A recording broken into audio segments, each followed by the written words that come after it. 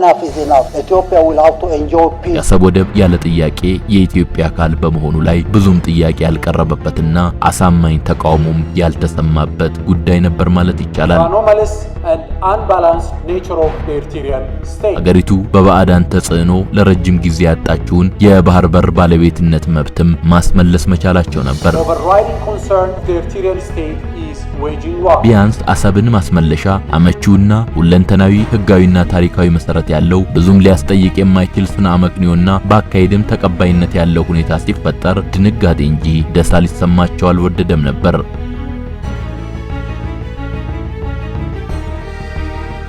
በ30 ዓመት የደምና አጥንት ትግል ሀገር ሆነናል የሚለው ሻዕቢያ ወለድ የኤርትራ ብሔረተኝነት መፈክር ባለፉት 30 ዓመታት ተነጥሎ የመቆም መፍገምገም ውስጥ በኢትዮጵያውያን የፖለቲካ ተዋስኦ ታቡ አስብሎት የኖረው አጀንዳ በዚህ መልክ ጥያቄ ሆኖ ዳግም ይነሳል የሚል ፍጹም ግምት የነበረው አይመስልም።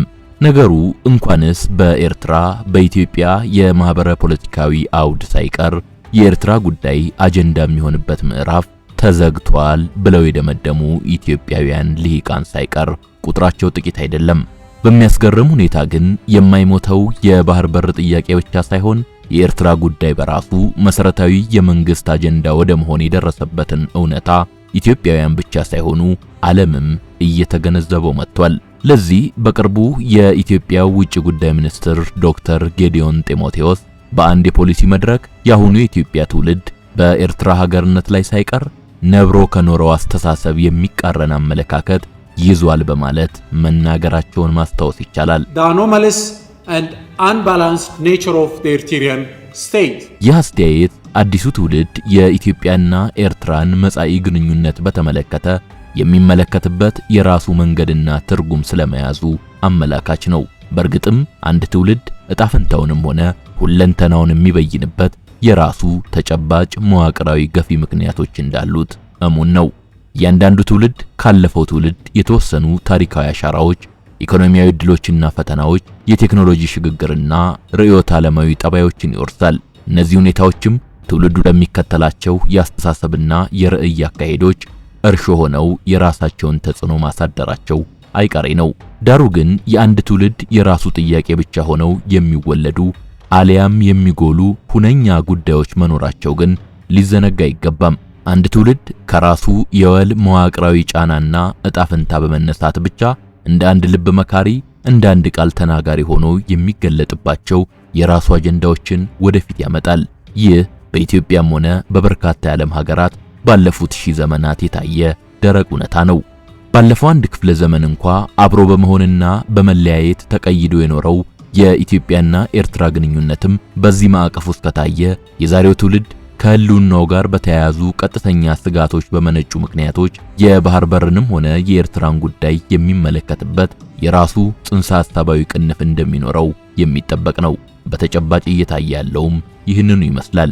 ላብነትም የኤርትራ ከኢትዮጵያ የመነጠል ትግል የቱንም ያህል በዘመናት መለዋወጥ ውስጥ ለብሔራዊ ክብሩና ግዛታዊ አንድነቱ ቀናኢ የሆነው ኢትዮጵያዊ በወጥነት ያደረገውን ተጋድሎ ባያደበዝዘውም በ20ኛው መቶ ክፍለ ዘመን የነበረው የሶሻሊስታዊ ስልተ ምርት በስፋት ያጥለቀለቀው የተማረው ትውልድ ግን የራስን ዕድል በራስ መወሰን በሚለው ማርክሲስታዊ መለዮ ቀላል በማይባል ቁጥር የደገፈው መሆኑ አይታበልም።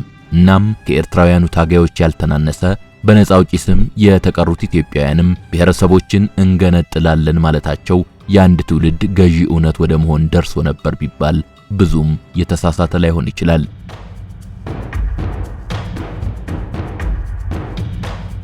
ውድ የሳሎን ቲዩብ ተከታታዮች ይህን ሁሉ ያነሳነው እንበለ ምክንያት አይደለም። ይልቁንም በቅርቡ የኤርትራ መንግስት የማስታወቂያ ሚኒስቴር ባረጀውና ባፈጀው በተግባርም ተፈትኖ በከሰረው ተረኩ የዛሬውን የትውልድ ጥያቄ ባሮጌ አቁማዳ ለማጥለል በመከረበት መግለጫው ኢትዮጵያ ተስፋፊ ነች፣ ባለፉት ዘመናት የተከፈቱብን ጦርነቶችም የዚህ ተስፋፊነቷና የሃያላን መንግስታት ጉዳይ አስፈጻሚነቷ ውጤት ነው በማለት ሊያጣጥል መሞከሩ ነው። እውነታው ግን ሌላ ነው። አብራችሁን ቆዩ። Enough is enough.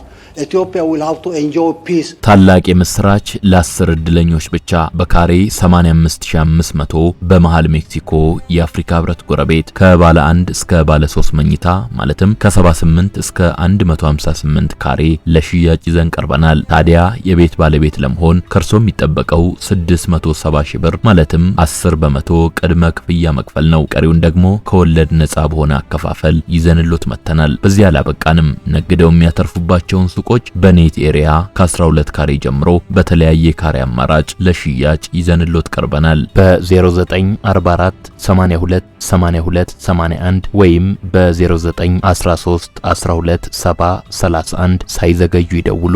በኢትዮጵያ የቀደምት ስልጣኔ መሰረት ከሚባሉት ስፍራዎች ወይም አካባቢዎች አንዱ የሆነችው የጥንቷ ምድረ ባህር ወይም ያሁኗ ኤርትራና ለሀገሪቱ አንድነትና ለማንነታቸው ባህር ተሻግረው ወረራ ከቃጡና ካካሄዱ ባዕዳን ጋር ከዘመን ዘመን እየተናነቁና ክቡር ሕይወታቸውን እየገበሩ የኖሩ ኢትዮጵያውያን ምንም አይነት ሕጋዊም ሆነ ታሪካዊ መሰረት በሌለው ኢፍትሃዊ ብይን የዛሬ 35 ዓመት እንዲለዩና አገሪቱም ከሁለት እንድትቆረስ መደረጉ በሁሉም ኢትዮጵያዊ ልቦና ውስጥ የተቀመጠ የቁጭት ታሪክ ነው። ኢትዮጵያውያን ያንን በየትኛውም የሽግግር መንግስት ሊወሰን ብቻ ሳይሆን ጨርሶ ሊታሰብ የማይችል እብሪታዊ ፍርደ ገምድል እርምጃ በማይሽር ቁጭት የሚመለከቱት ጉዳዩን ከስሜታዊነት በወጣና በረጋ መንፈስ ማየት የሚያስችል ፋታ ሳይኖር ህዝቡ ሳይመክርበት በዘፈቀደ አካላቸው ተቆርሶ በመሄዱ የህዝቡን ማህበራዊና ታሪካዊ ትስስር ገመድ የሚበጥስ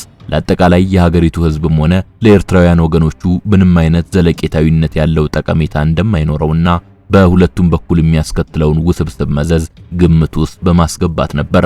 በመሆኑም ጠባብ መሰረት ባላቸውና የልዩነትም ሆነ የቅራኔ መፍቻ መንገድን አመጽ ወይም ኃይል ብቻ አድርገው በወሰዱ ሁለት ታጣቂ አመጽ ድርጅቶች ህወሓትና ሻዕቢያ የተወሰደው የግብታዊ ብይን ከታሪክ ከማህበረሰብ ትስስር ከህዝብ መብትም ሆነ ከብሔራዊ ጥቅም አኳያ ያልተቃኘና በወደፊት ትውልዶች ላይ የሚያስከትለውን መዘዝ ጨርሶ ያላገናዘበ ኃላፊነት የጎደለውና ቅርብን ብቻ ጮልቆ ያየ እኩይ ሴራ መሆኑ ከትናንት በላይ ዛሬ እየተገለጠ ይመስላል።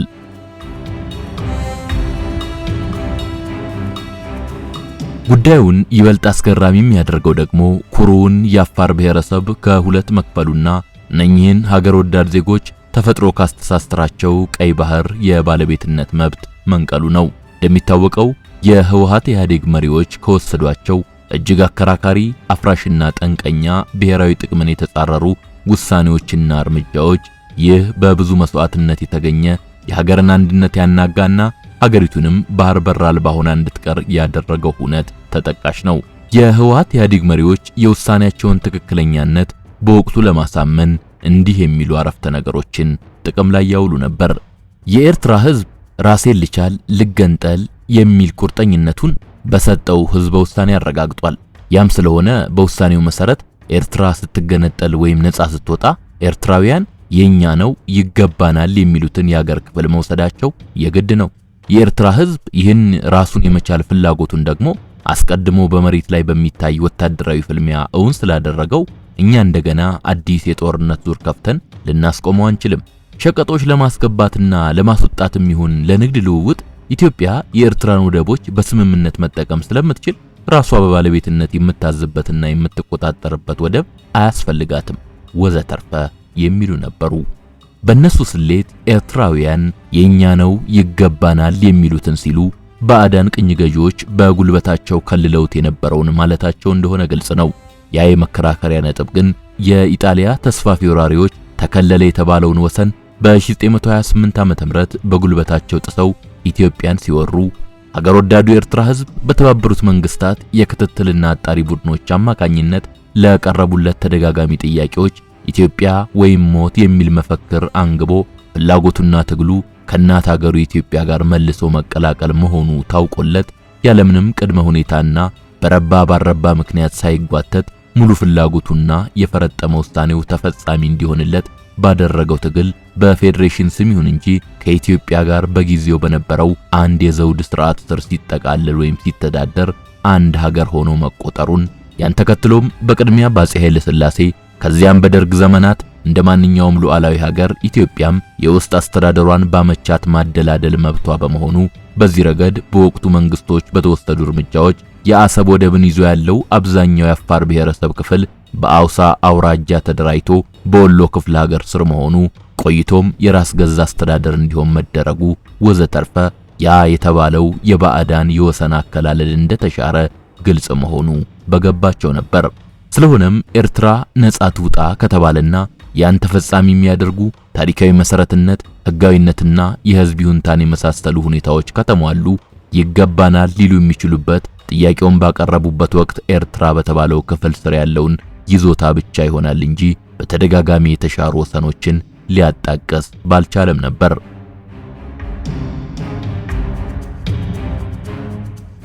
ምንም እንኳን የኢትዮ ኤርትራ ግንኙነት የቅኝ ገዢና ተገዢ ግንኙነት አለመሆኑ ግልጽ ቢሆንም እንደዚያ ስሌት ከሆነ ግን የአፍሪካ ሀገሮች ከቅኝ ገዢዎቻቸው ነጻነታቸውን ሲያገኙ የያዙትን ይዞታ ሳይሆን ቀደምት የነበሯቸውን ይዞታዎች ይገባኛል ማለት በቻሉም ነበር።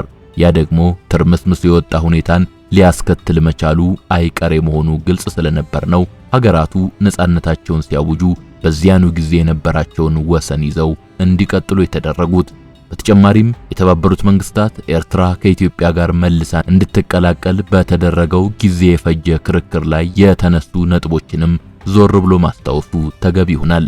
የመንግስታቱ ድርጅት ኤርትራ ከጥንታዊት አካሏ ከኢትዮጵያ ጋር በፌዴሬሽን እንድትተሳሰር ለወሰደው ውሳኔ ገዢ ማሳመኛ ነጥብ የነበረው የኤርትራ ሕዝብ ካደረገው ያላሰለሰ ትግልና ካሳየው ነጻ ፍላጎት በተጨማሪ አንዱ የማያወላዳ ግንዛቤ ታሪክን ያጣቀሰና ኢትዮጵያ የባህር በር ሊኖራት እንደሚገባ የታመነበት ጉዳይ መሆኑ ነበር።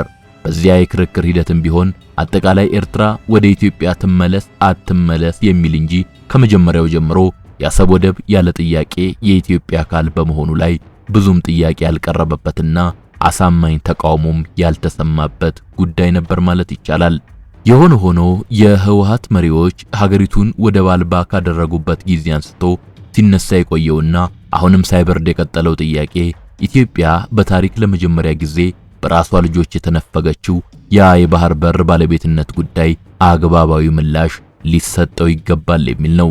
ከንጉሠ ነገሥቱ ጀምሮ ለሀገራቸው ክብርና ታላቅነት በጎ የሚያስቡና ይህንኑም እውን ለማድረግና ለማረጋገጥ ያለ የሌለ ኃይላቸውን ያረባረቡ ኢትዮጵያውያን ድህረ ኢጣሊያ ወረራ ከወሰዷቸው ታላላቅ እርምጃዎች መካከልም ኤርትራ ከእናት ሀገሯ ጋር መልሳ እንድትቀላቀልና ሀገሪቱ በባዕዳን ተጽዕኖ ለረጅም ጊዜ ያጣችውን የባህር በር ባለቤትነት መብትም ማስመለስ መቻላቸው ነበር። ያንን የዘመናት ጥረት ነው እንግዲህ የህወሓት ኢህአዴግ ገዢዎች ከመቅጽበትና እንደዋዛ ብኩን ያደረጉት። ብሎም በጽንፈኞችና በሌሎች አሉታዊ ኃይሎች እየተናወጠ ባለ አካባቢ የምትገኘውን ኢትዮጵያ ለአስተማማኝ ጸጥታ፣ ሰላምና መረጋጋት እጦት ያመቻቹትና ህዝቡንም ቀጣይነት ለሚኖረው ብልጽግናና እድገት ያለውን ህልም ለጊዜውም ቢሆን በማክሰም የተሳካላቸው።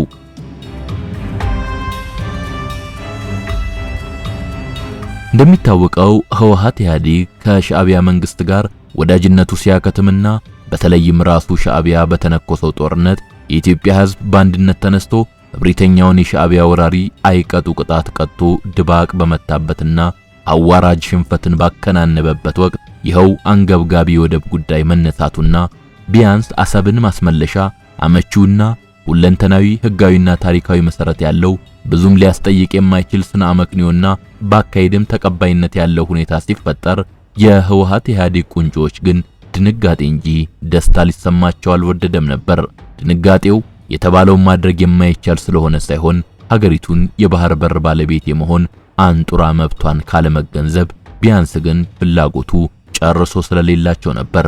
ያንን ታሪካዊ አጋጣሚ ላለመጠቀምና ኢትዮጵያ የራሷ ወደብ ባለቤት እንዳትሆን ለመከላከላቸው በምክንያትነት የቀረቡት አዳዲሶቹ የማሳመኛ ነጥቦች ደግሞ አንድም ኢትዮጵያ እንደዛ አይነት እርምጃ ብትወስድ በዓለም ፊት እንደ ወራሪ እንድትታይ ያደርጋል፣ የምንጠቀምበት የወደብ ችግር የለብንም፣ ጅቡቲን፣ በርበራን፣ ሞምባሳን፣ ፖርት ሱዳንን መጠቀም እንችላለን የሚል ዓይንህን አሳየኝ ሲሉት እግርን እንደማሳየት የሚቆጠር ያልተገናኝቶ ምላሽ ነበር። ሀገር ወዳድ ኢትዮጵያውያን ግን የባህር በር አስፈላጊነትን የሚያዩት የህወሓት ኢህአዴግ መሪዎች በሚያዩበት ከሸቀጥ ማስተላለፊያነት ባላለፈ ቀጭን አስተሳሰብ ላይ በተመሰረተ እይታና እምነት አይደለም። የቆየ ታሪካቸውን ያሉበትን አስቸጋሪና ፈታኝ አካባቢያዊና ዓለም አቀፍ ሁኔታዎችን ብሎም ከውጪ ለሚሰነዘር ጥቃትና ቀጥተኛና የእጅ አዙር የባዕዳን ጫና መጋለጥን ሀገራቸው አንድነት ካስተማማኝ ሰላምና መረጋጋት ከምጣኔ ሀብት እድገትና ብልጽግና እንዲሁም ከወደፊት ትውልዶች ዘለቄታዊ ጥቅም አኳያ ዙሪያ ጥምጥሙን በማየትና በማገናዘብ ነው። የኢትዮጵያ አስተማማኝ ሀገራዊ አንድነት፣ ሰላም፣ መረጋጋት፣ ብልጽግናና እድገት በቀይ ባህር ላይ ከሚኖራት የባለቤትነት ቁጥጥር ጋር የተያያዘ መሆኑን ለማየት ቢያንስ ባለፉት 2000 ዓመታት የነበሩትን ሂደቶችና ክስተቶች መቃኘቱ ተገቢ ነው። የአክሱም ስልጣኔ እየተባለ የሚጠራው ገናና ዘመን ኢትዮጵያ የራሷን የንግድና የጦር መርከቦች በቀይ ባህር ብቻ ሳይሆን ከዚያ በጣም ርቀው ህንድ ውቅያኖስንና ሌሎችንም ጭምር በስፋት የናኙበት፣ ኢትዮጵያውያን ነጋዴዎች ከኢየሩሳሌም እስከ ህንድ በየትኛውም የሄዱበት ቦታ ሁሉ ተከብረው ጥሪት ያፈሩበት፣ ኢትዮጵያም ከራሷ አልፋ ለተጨቆኑና ሕይወታቸው አደጋ ላይ ለወደቁ አረቦች በአንድ ጊዜ 30,000ና 70,000 ሰራዊት በራሷ 170 የጦር መርከቦች አሳፍራ በመላክ መታደግ የቻለችበት፣ በሀገር ውስጥ ጥበብ እንዲያድግ የራሳችን የሆኑ የአስተዳደር ስርዓቶች እንዲበለጽጉ ማድረግ የተቻለበት፣ አንድነቷ ታፍሮና ተከብሮ ዝናዋ በየትኛውም ዓለም የናኘበት፣ በአጠቃላይ ለተበደሉና እንክብካቤ ለፈለጉ የውጭ ዜጎች መጠጊያ ሰርተው ኑሯቸውን ለማሻሻል የሚሰደዱባት ሀገር መሆን የቻለችው ተፈጥሮ የለገሳትን የቀይ ባህር ወደቦች በባለቤትነት መቆጣጠር በመቻሏ ነበር።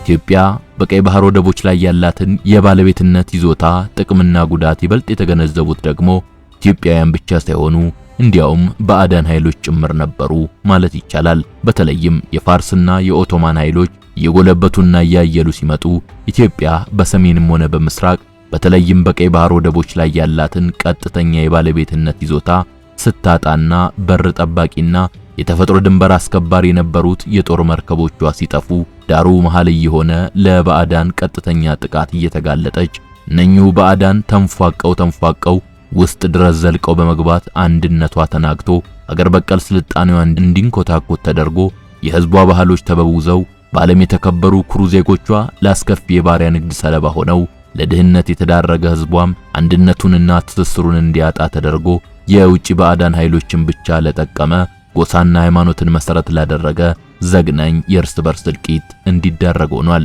እንደሚታወቀው የኢትዮጵያ አንድነትና የህዝብ የውስጥ ሰላምና መረጋጋት ላይ ከሶስት አቅጣጫዎች ማለትም በሰሜን ከቀይ ባህር፣ በምዕራብ አባይን ተከትሎ እንዲሁም በምስራቅ በኦጋዴን በኩል ተደጋጋሚ ችግሮችና ፈተናዎች ሲደርሱ ኖረዋል። ኢትዮጵያ በአጠቃላይ በምስራቅም ሆነ በሰሜን በነበሯት የባህር በሮች በተለይም በቀይ ባህር ወደቦቿ ላይ የባለቤትነት ሉዓላዊነት ቁጥጥሯን በማጣቷ ምክንያት በቆዳ ስፋት መኮስመን ብቻ ሳይሆን ከቀረው ዓለም ተቆርጣና ስልጣኔዋና እድገቷም ከመጨናገፍ አልፎ በአብዛኛው ደብዛው እንዲጠፋ ማድረጉን፣ ነፃነቷም ለማያባራ ፈተና መዳረጉን፣ በሀገሪቱ አንድነትና በህዝቧ ሰላም ላይ የሚያስከትለውን ጉዳት በደንብ የተገነዘቡ ታላላቅ የሀገሪቱ መሪዎችም ቅድሚያ የሰጡትና ከፍተኛ ጥረት ያደረጉበት ጉዳይ ነበር። በዚህም መሰረት በእነዚህ ሀገር ወዳድና ብሔራዊ ኃላፊነት የሚሰማቸው መሪዎች ወይም ነገስታት ዘንድ ባዕዳንን ከጠረፍ ጠራርጎ ማስወጣትና የሀገሪቱን የባህር በር ባለቤትነት ማረጋገጡ ለሀገሪቱ አንድነትም ሆነ ለውስጥ ሰላምና መረጋጋት ቁልፍ በመሆኑ ጦር አስከትተው ማዝመት አማራጭ ያልነበረው የህልውናና የሰብአዊ ክብር ተልዕኮ ተደርጎ ተወስዷል። ስለሆነም አጼ አምደ ጽዮን፣ አጼ ዘርዓ ያዕቆብ፣ አጼ ሰርጸ ድንግል በየዘመነ መንግስታቸው ተደጋጋሚ ጦርነቶችን በማድረግ ተስፋፊ አረቦችንና የኦቶማን ቱርክ ዘማችና ወራሪ ሰፋሪዎችን ድባቅ እየመቱ የቀይ ባህር ወደቦችን አልፎም እስከ ህንድ ውቅያኖስ ጠረፎች ከምጽዋ እስከ ዘይላና ሞቃዲሾ ካሉት ቦታዎች ጠራርጎ በማስወጣት ኢትዮጵያ እንድትታፈርና ህዝቧም በገዛ ሀገሩ በባዕዳን ከሚደርስበት ውርደት፣ በደል፣ ግፍና ስቃይ እፎይታን እንዲያገኝ የውስጥ አንጻራዊ የሰላም አየርን በኩራት እንዲተነፍስ አስችለዋል።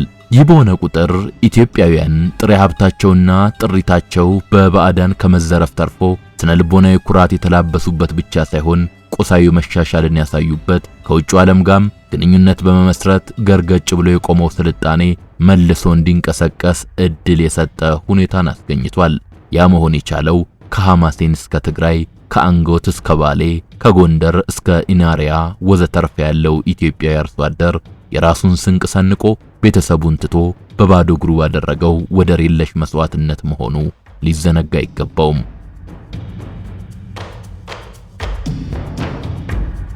ኢትዮጵያ በቀይ ባህር ወደቦች ላይ የባለቤትነት ቀጥተኛ ቁጥጥር በማጣቷ ምክንያት ባዕዳን ተንፏቀው ምድሪ ባህሪ በመባል ይታወቅ የነበረውን የሰሜኑን የሀገሪቱ ክፍል በመጀመሪያ ኦቶማን ቱርኮች ከዚያም ግብጾችና በመጨረሻም ኢጣሊያኖች ወረው በመያዝ ኤርትራ የሚል አዲስ ስም በመስጠት ከተቀረው ኢትዮጵያ ነጥለው በወራሪ ቅኝ ገዢነት ስር አቆይተውታል።